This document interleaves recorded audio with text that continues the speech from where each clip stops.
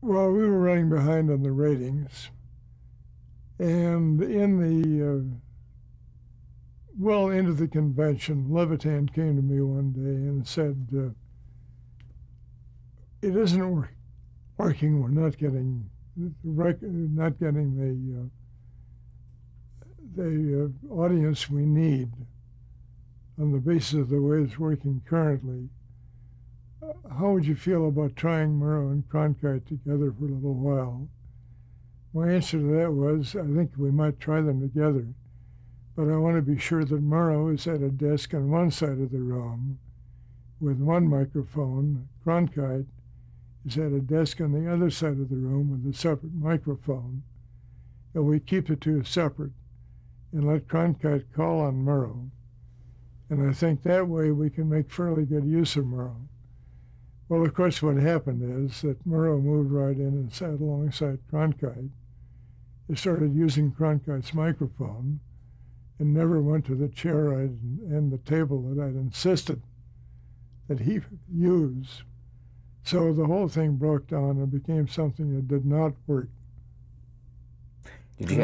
I was disappointed. Did you have to try to pull in any damage control when he did that? I mean, no, there really wasn't any way of doing it. You really had to let it go. Mm-hmm. We were halfway through the convention anyway, and I couldn't go to Murrow and say, "Look, get lost, get out of there. I don't want you there anymore." It wouldn't have worked.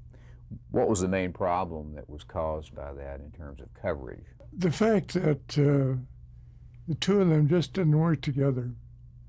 The two of them went different directions with entirely different styles. And Murrow wanted to get his opinions on in.